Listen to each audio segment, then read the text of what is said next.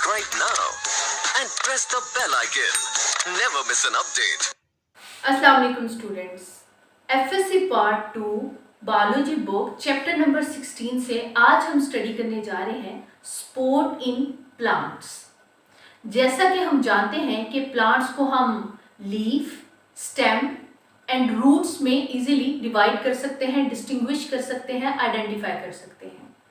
इनमें अगर हम देखें तो stem basically main part of plant है जो कि इसे सपोर्ट प्रोवाइड कर रहा होता है। सपोर्ट प्रोवाइड करने के साथ साथ ये रूट्स और प्लांट के जो एरियल पार्ट्स हैं यानी कि ज़मीन से ऊपरी के हिस्से जिसमें इसकी शाखें वगैरह, पत्ते वगैरह शामिल हैं, तो उनके दरमियान में एक लिंक भी प्रोवाइड कर रहा होता है। जैसा कि हम जानते हैं कि प्लांट्स मल्टी सेलुलर ऑर्गेनिज्म हैं, यानी कि ये मुख्तलिफ किस्म के सेल्स पे मुश्तमिल होते हैं। और हम ये भी जानते हैं कि अगर कोई भी बॉडी वो मुख्तलिफ किस्म के सेल्स से मिलके बन रही हो तो उसमें सभी सेल्स डिवीजन ऑफ लेबर के तहत मुख्तलिफ किस्म के रोल्स परफॉर्म करने में बिजी होते हैं। और एक सेल को हम building block of living organism भी कह सकते हैं, यानी कि प्लांट्स भी चूंकि मल्टी सेलुलर ऑर्गेनिज्म है तो इनके अंदर भी मुख्तलिफ सेल्स मुख्तलिफ किस्म के स्पेसिफिक फंक्शंस परफॉर्म कर रहे होंगे। सेल का एक खास बंडल जो मुख्तलिफ किस्म के फंक्शन एक साथ परफॉर्म कर रहा होता है उसे हम कहते हैं टिश्यू। और टिश्यू मिलके एक ऑर्गन एंड मुख्तलिफ किस्म के ऑर्गन्स जो मुख्तलिफ रोल प्ले कर रहे होते हैं आपस में मिलके ऑर्गन सिस्टम बनाते हैं और अल्टीमेटली हमारे पास एक मल्टी सेलुलर लिविंग ऑर्गेनिज्म आ जाता है। प्लांट के स्टेम की अगर हम बात करें, क्योंकि ये मेन सपोर्टिव पार्ट है प्लांट के अंदर, तो उसका अगर हम जनरलाइज्ड क्रॉस सेक्शन देखें तो कुछ इस तरह से दिखाई देता है, जिसमें सबसे बाहर की तरफ एपिडर्मिस, उसके अंदर आपको कॉर्टेक्स दिखाई दे रही है और बिल्कुल इसके बीचों बीच पिथ मौजूद होती है।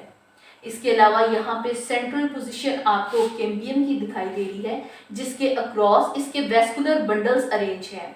यहाँ बाहर ब्लू कलर में आपको फ्लोएम जो कि source of production of food से फूड जो है मटेरियल सरप्लस फूड उसको प्लांट के दीगर पार्ट्स में लेकर जाने का काम करती है। और अंदर की जानिब आपको रेड कलर में ये सारा जाइलम दिखाई दे रहा है। ये बेसिकली लोअर पार्ट्स या रूट्स वगैरह से एरियल पार्ट्स में वाटर और उसके अंदर डिजॉल्व्ड सॉल्ट्स, मिनरल्स, आयंस वगैरह की कंडक्शन में प्लांट को हेल्प करता है। इस जर्नलाइज स्कीमा में अगर हम देखें तो एपिडर्मिस, कॉर्टेक्स एंड पिथ, जिन्हें लिविंग सेल्स ऑफ प्लांट भी कहा जाता है, ये यूजुअली अपने अंदर वाटर को एब्जॉर्ब करने की सलाहियत रखते हैं। और ये वाटर क्योंकि सेल के अंदर हम देखते हैं कि कंसंट्रेटेड एनवायरनमेंट होता है, तो बैरूनी जो माहौल है वहाँ से अक्रॉस द मेम्ब्रेन, क्योंकि सेल्स एक मेम्ब्रेन बाउंडेड स्ट्रक्चर होते हैं, तो उस मेम्ब्रेन के अक्रॉस पानी की मूवमेंट यानी कि जहाँ पे पानी की अबंडेंस है वहाँ से जहाँ पे कंसंट्रेटेड एनवायरनमेंट है उस तरफ पानी की मूवमेंट को हम ऑस्मोसिस कहते हैं across a membrane, partially permeable membrane. तो ये लिविंग सेल्स ऑफ प्लांट इस पार्शियली परमिएबल मेम्ब्रेन के थ्रू यानी कि ऑस्मोसिस प्रोसेस से गुजरते हुए वाटर को अपने अंदर जज़ब करने की सलाहियत रखते हैं। जब इनके अंदर काफ़ी अमाउंट में पानी जज़ब हो जाता है तो हम कहते हैं कि सेल्स टर्जिड हो गए हैं। यहाँ पे अंदरूनी जानिब सेल जो पानी है वो सेल की जो मेम्ब्रेन है उसके ऊपर प्रेशर एक्सर्ट करता है जिसे हम हाइड्रोस्टैटिक प्रेशर कहते हैं। और इसी हाइड्रोस्टैटिक प्रेशर को हम टर्गर प्रेशर का नाम देते हैं। ये टर्गर प्रेशर प्लांट को जहाँ रिजिडिटी फ्राहम कर रहा होता है वहीं ये इसको बेंडिंग के अगेंस्ट भी रेजिस्टेंस प्रोवाइड कर रहा होता है, बिलखसूस अगर हम हर्बेशियस प्लांट्स की बात करें। हर्बेशियस प्लांट्स में अगर ये टर्गर प्रेशर ना हो या बहुत ज़्यादा गर्म मौसम में एवापोरेशन या एक्सट्रीम ट्रांसपायर्ड वाटर की वजह से पानी काफ़ी मिकदार में प्लांट के सेल्स के अंदर से बैरूनी जो एनवायरनमेंट है उसमें एब्जॉर्ब हो जाए, रिलीज हो जाए, एवापोरेट हो जाए, तो अल्टीमेटली हमारे पास प्लांट्स की जो एक रिजिड जो एक शेप है वो ख़राब हो जाती है या वो मुरझा जाते हैं। अगर मैं आपको इसकी एक्सप्लेनेशन के लिए एक पिक्चर दिखाऊं तो आई एम श्योर आपको बड़े अच्छे से क्लियर हो जाएगा। जैसा कि आपको यहाँ पे ये पिक्चर दिखाई दे रही है, इसमें इस प्लांट को अगर हम देखें, ये एक हर्बेशियस प्लांट है और इसके अगर आप लीफ देखें तो वो बिल्कुल इरेक्ट पोजीशन में मौजूद है, यानी कि ये एक टर्जिड प्लांट है जिसके अंदर हाइड्रोस्टैटिक प्रेशर सेल्स के अंदर मौजूद है, यानी कि टर्गर प्रेशर मौजूद है। जबकि अगर बहुत ज़्यादा गर्म मौसम होता है और पानी बहुत ज़्यादा अवेपोरेट होना शुरू हो जाता है इनके स्टोमेटल ओपनिंग से, तो अल्टीमेटली आप देखें जैसे जैसे प्रेशर लूज होता जा रहा है पानी का, तो जो प्लांट है वो मुरझाता चला जा रहा है। तो ये जो बिल्कुल मुरझाया हुआ प्लांट यहाँ पे आपको नजर आ रहा है, इसे हम बेसिकली विल्ट कहेंगे। ये प्लांट विल्ट हो गया है और इस प्रोसेस को हम विल्टिंग का नाम देते हैं। जैसा कि हमने बात की कि प्लांट के जो लिविंग सेल हैं इसके स्टेम के अंदर, वो ऑस्मोसिस के प्रोसेस के थ्रू वाटर एब्जॉर्ब करते हैं, जिसमें basically water molecules across the membrane extra cellular environment से इंट्रा सेलुलरली मूव करते हैं। यानी कि अगर कहा जाए कि turgor pressure actually osmotic pressure की वजह से जनरेट होता है, तो डेफिनेटली ये बिल्कुल ठीक होगा। अब अगर हम बात कर रहे हैं इस हाइड्रोस्टैटिक प्रेशर की, जो कि इस ऑस्मोसिस प्रोसेस में जनरेट हो रहा है, तो प्लांट के अंदर वैक्यूल ही, सेल की अगर हम बात करें तो वैक्यूल ही वो मेन जगह है जहाँ पे सारा पानी एब्जॉर्ब हो रहा होता है। वैक्यूल एक मेम्ब्रेन बाउंडेड ऑर्गेनेले है और इसकी मेम्ब्रेन को टोनोप्लास्ट कहा जाता है। जब प्लांट सेल वाटर एब्जॉर्ब करते हैं, यानी कि वाटर वैक्यूल के अंदर एक्यूमुलेट होना स्टार्ट हो जाता है, तो यही टोनोप्लास्ट जो सेल के बाकी हिस्से हैं उनके अगेंस्ट प्रेशर एक्सर्ट करना शुरू कर देती है, जैसे कि आपको यहाँ पर रेड एरोज की फॉर्म में दिखाई दे रहा है। ये वैक्यूल है और ये इसकी मेम्ब्रेन को हम टोनोप्लास्ट कहेंगे। टर्गर प्रेशर की जनरेशन में मुख्तलिफ, या इस प्रोसेस की अगर हम बात करें तो इसमें मुख्तलिफ स्टेप्स इन्वॉल्व होते हैं, जिन्हें हम वन बाय वन देखेंगे। अभी सबसे पहले हम बात करते हैं एक्टिव ट्रांसपोर्ट की। एक्टिव ट्रांसपोर्ट होता है against the concentration gradient, although it is with the aid of energy, और हम जानते हैं कि एटीपी ये एनर्जी प्रोवाइड करता है। और एटीपी क्या है, कैसे जनरेट होता है, कैसे प्रोड्यूस होता है और किस तरह से मुख्तलिफ सेलुलर एक्टिविटीज़ के लिए जो तवानाई चाहिए होती है वो प्रोवाइड करता है, इसके बारे में ऑलरेडी आप फर्स्ट ईयर में काफ़ी डिटेल से पढ़ चुके हैं। एटीपी को सेल की एनर्जी करेंसी भी कहा जाता है। अब अगर हम बात करें एक्टिव ट्रांसपोर्ट की, तो प्लांट, अगर हम इस लाइन को सेल मेम्ब्रेन कंसीडर करें प्लांट सेल की, ये हमारे पास एक्सटर्नल एनवायरनमेंट है, यानी कि एक्स्ट्रा सेलुलर एनवायरनमेंट है, और ये हमारे पास इंटरनल एनवायरनमेंट है, यानी कि इंट्रा सेलुलर एनवायरनमेंट है।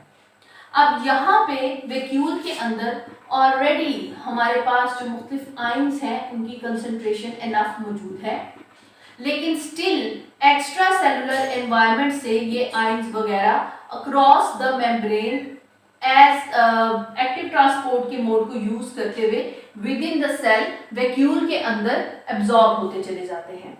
अब इस मूवमेंट की वजह से यहाँ पे अगर हम देखें तो जो आयंस हैं उनकी कंसंट्रेशन मजीद बढ़ जाती है, जिसकी वजह से इंट्रासेलुलर एनवायरनमेंट कंसंट्रेटेड हो जाता है। या ऐसे एनवायरनमेंट को आपको याद होगा, हमने 15 चैप्टर में पढ़ा था कि इसे हम हाइपरटोनिक एनवायरनमेंट कहते हैं। इसकी वजह से अब क्या होगा, जो यहाँ पे वाटर मॉलिक्यूल्स मौजूद हैं वो एक्स्ट्रा सेलुलर एनवायरनमेंट से अंदर की तरफ मूव करना शुरू कर देंगे। अब ये जो पानी के मॉलिक्यूल हैं ये क्या करेंगे, यहाँ पे एक प्रेशर जनरेट करना शुरू कर देंगे वैक्यूल के अंदर, यानी कि बेसिकली यहाँ पे टर्गर प्रेशर इंक्रीज होना शुरू हो जाएगा। अब ये टर्गर प्रेशर क्या करेगा, ये एक तो सेल्स को टर्जिडिटी प्रोवाइड कर रहा है, इसके साथ साथ मैकेनिकल सपोर्ट भी प्रोवाइड कर रहा है, बिलखसूस अगर हम बात करते हैं सॉफ्ट टिश्यूज ऑफ प्लांट, यानी कि हर्बेशियस पार्ट या हर्बेशियस प्लांट्स में बिलखसूस टर्गर प्रेशर सपोर्ट या मैकेनिकल सपोर्ट प्रोवाइड करने के लिए इंतहाई इंपॉर्टेंट है। टर्गर प्रेशर के अलावा लिग्निफाइड सेल्स भी प्लांट को सपोर्ट करने में काफ़ी इंपॉर्टेंट रोल प्ले करते हैं। अगर हम बात करें कॉर्टेक्स की तो इनमें कोलनकाइमा सेल्स, और जाइलम टिश्यू को देखें तो उनमें स्क्लेरेनकाइमा सेल्स, ये दोनों ही बेसिकली हैवीली लिग्निफाइड सेल्स हैं, यानी कि इनके सेल्स के अंदर लिग्निन कंटेंट काफ़ी वाफिर मिकदार में मौजूद होता है। और लिग्निन के बारे में हम जानते हैं कि ये बिल्कुल जिस तरह कंक्रीट या सीमेंट वगैरह बड़ा स्टिफ होता है और सपोर्ट प्रोवाइड करता है, तो ये भी जो प्लांट सेल्स हैं उनके अंदर सपोर्ट या रिजिडिटी के लिए बिलखसूस जाना जाता है। तो इनके अंदर ये लिग्निफाइड सेल्स भी प्लांट को सपोर्ट करने में काफ़ी ज़्यादा हेल्पफुल है। लिग्निफाइड सेल्स के अलावा अगर हम वेस्कुलर बंडल्स की अरेंजमेंट, बिलखसूस जो रिंग अरेंजमेंट है उसका जिक्र करें, तो वो भी प्लांट को काफ़ी ज़्यादा जो बिलखसूस स्टेम्स हैं उनको सपोर्ट प्रोवाइड करते हैं। जैसा कि अभी थोड़ी देर पहले ही हमने एक क्रॉस सेक्शन देखा था प्लांट स्टेम का, और उसके अंदर बिल्कुल बीचों बीच हमने देखा था कि पिथ के अराउंड जो वेस्कुलर बंडल है वो किस तरह से अरेंज है। बैरूनी अतराफ में फ्लोएम और अंदरूनी तरफ उसके हमें जाइलम दिखाई दे रहा था, जिसको हमने मुख्तलिफ कलर से डिनोट किया था ताकि आपको समझने में आसानी हो। मुख्तलिफ किस्म के अगर हम बिलखसूस टेरेस्ट्रियल प्लांट्स की बात करें तो वो ज़्यादातर ट्रिक्योफाइट्स हैं, और ट्रिक्योफाइट्स तो आप जानते ही हैं, ऐसे प्लांट्स को कहा जाता है, एक तो उनमें true root stem and leaf मौजूद होते हैं एज कम्पेयर टू ब्रायोफाइट्स। इसके साथ साथ इनकी एक खासियत ये है कि इनके अंदर मॉडिफाइड फॉर्म जो है वो वेस्कुलर बंडल्स की अवेलेबल है। Vascular bundle actually xylem and phloem को ही कहा जाता है। Vascular bundle basically tough and inextensible होता है, और ये स्टेम के अंदर एक रिंग फॉर्म में अरेंज होता है। अगर हम इनकी टफनेस एंड इनएक्सटेंसिबिलिटी की बात करें तो ये बिल्कुल ऐसे है जैसे अगर आपने कभी लेंटर वगैरह घरों की छतों पे डलते हुए देखा हो, तो आपने देखा होगा कि पहले जो मिस्त्री होते हैं वो सरिये का एक जाल बिछाते हैं। बेसिकली वो जाल क्या कर रहा होता है, जब उसमें कंक्रीट भरा जाता है तो वो उसको स्ट्रेंथन कर रहा होता है और उसको ब्रेकेज से रोकता है ताकि हमारी जो छत है वो इंतहाई मजबूत हो सके। इवन कि हम उसके ऊपर सेकंड स्टोरी, थर्ड स्टोरी भी बिल्ड कर सकते हैं।